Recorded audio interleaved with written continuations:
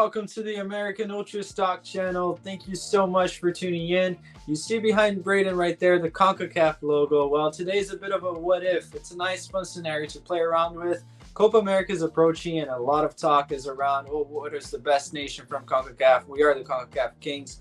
But we have today mounted a best 11, the best 11 in CONCACAF, and how we thought they would fare if they were to play in Copa America as one unified nation. So just a what if, and to analyze the strength and depth that this region is, which I think might be the weakest one. But as you can see on the screen, and Braden's going to tell us what his lineup looks like. Braden, who do you have lining up as the best 11? Yeah, so I'll just run through my team real quick, some quick explanations. In goal, I'm going to go for Keylor Navas from Costa Rica. I think this one is pretty self-explanatory. We know how much he's done for Costa Rica and at club level as well for Real Madrid and then PSG. He has kind of fallen off a little bit towards the end of his career, doesn't really play at all for PSG anymore. Had that loan in Nottingham Forest last season that went okay, I think. He wasn't necessarily bad, probably one of their best players, but kind of a low level as we've seen with Nottingham Forest this season and last season. But for everything that he's done within CONCACAF for Costa Rica, winning so many Champions Leagues, I think it's a pretty easy pick to put him in goal, especially since the rest of the CONCACAF goalkeepers are very subpar. If Tim Howard was still here in his prime, he'd probably get in the team over current Keylor Navas, but he's not, so it has to be Keylor Navas here. At right back, I'm going to go for probably a very under-the-radar one. I'm going to go for Michael Amir Murillo from Panama, which is definitely an outside-of-the-box shout. I feel like not a lot of people would pick him. I do just want to clarify, Dest would 100% be here if he was healthy, but since he's going to be out for a while, not returning until 2025, I didn't think it was fair to put him in this team for the upcoming Copa America. So I'm going to go for Murillo. He's been playing as a bit of a rotational player for Marseille, one of the biggest clubs in France. I think he's been pretty solid for them whenever he's got minutes. Excelled at Anderlecht in Belgium before that.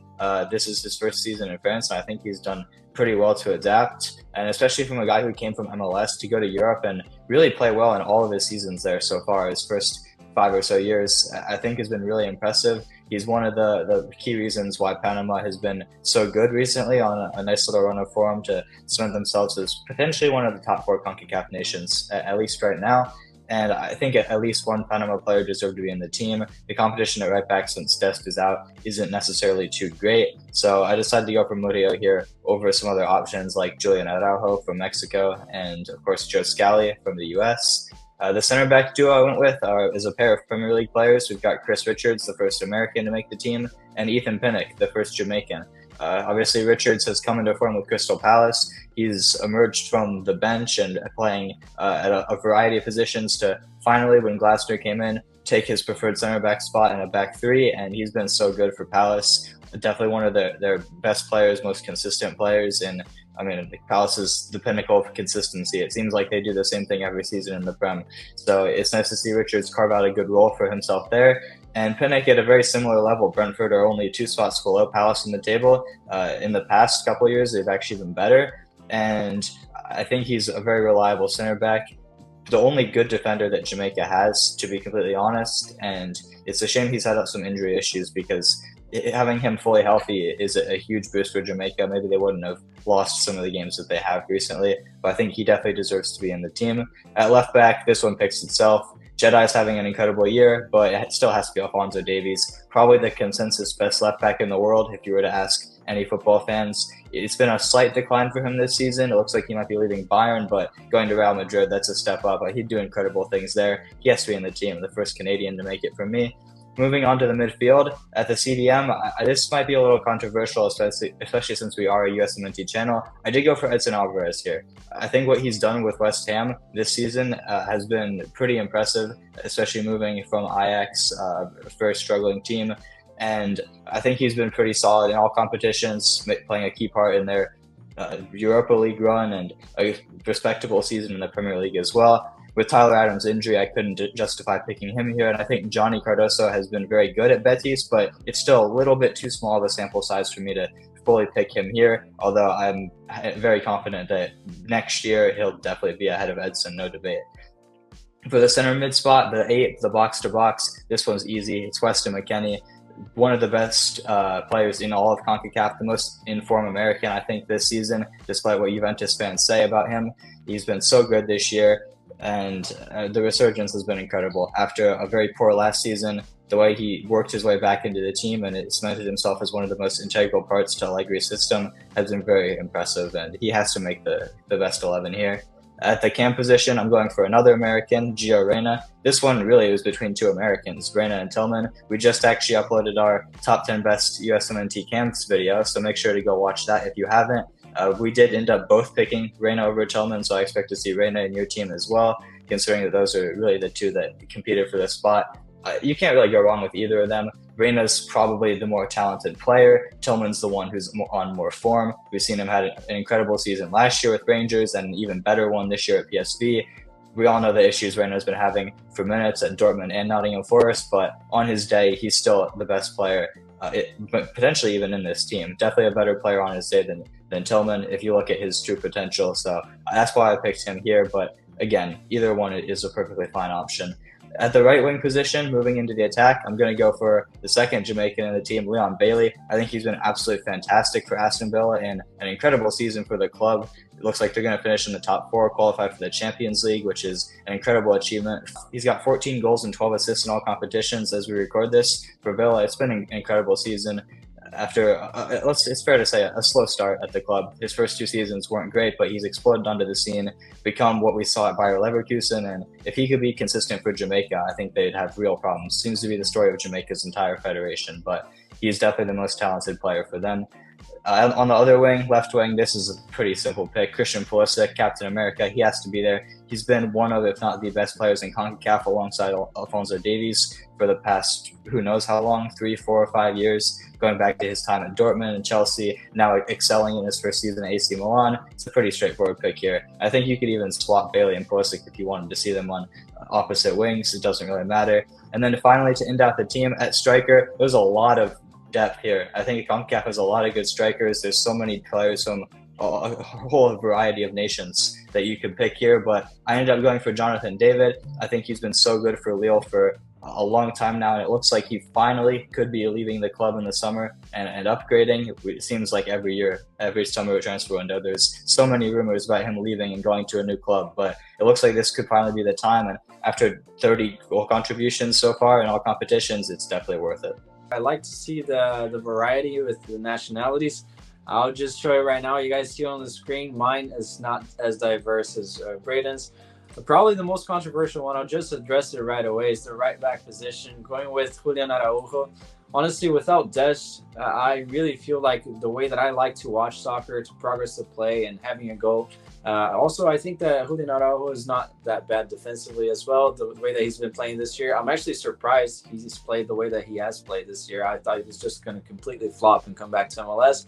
But without the king of the right back position, Serginho, I have to pick him.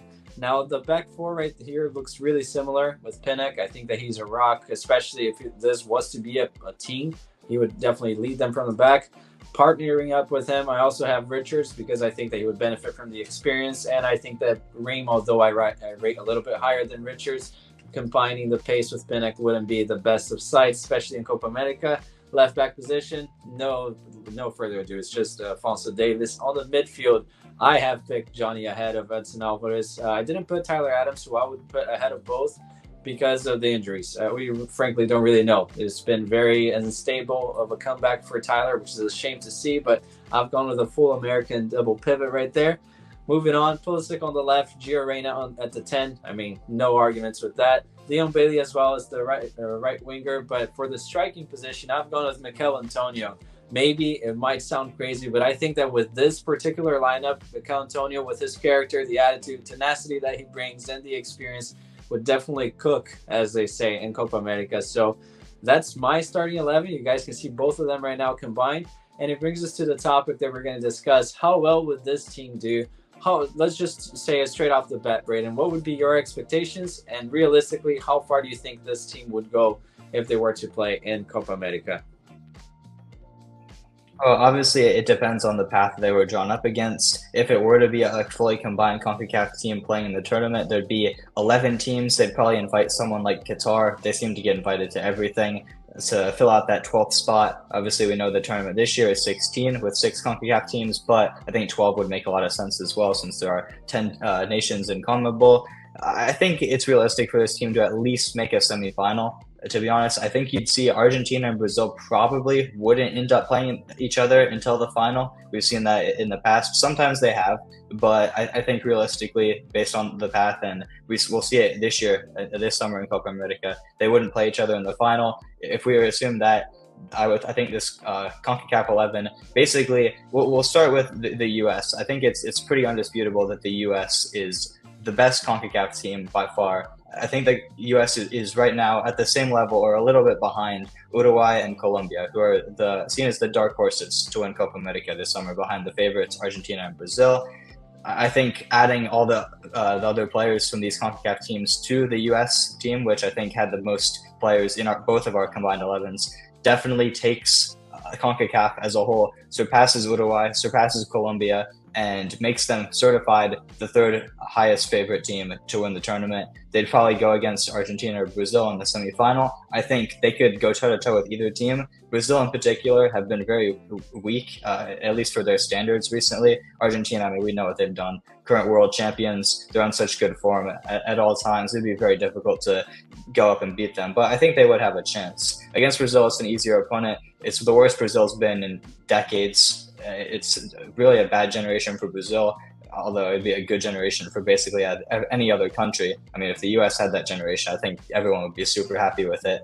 But honestly, I think this team has a lot of good players. The one concern I do have is at the back. I mentioned Keylor Navas in goal. He has been elite, one of the best goalkeepers in the world, one of the most underrated over his career, but current Keylor Navas is probably a little bit of a liability, at least compared to some other goalkeepers like Emi Martinez for Argentina or Alisson or Ederson for Brazil.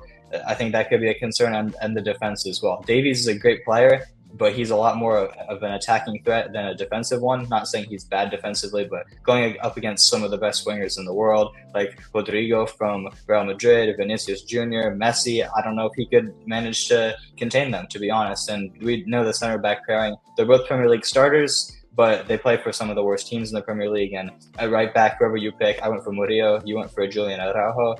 Either one of them, realistically, they're not competing with the likes of Vini Jr. So I think that would be a huge concern. Other than that, the midfield, I think, is very strong. Regardless of who you end up going at the 6, the 8 and the 10 on their day are very, very good. And the attack is so elite as well. It's so much potential for goals, regardless of who you put to up top to pair with Bailey and Pulisic. There's a lot of options. Neither of us even mentioned Santi Jimenez, who's been having an incredible past couple of seasons for Feyenoord, the Mexican striker.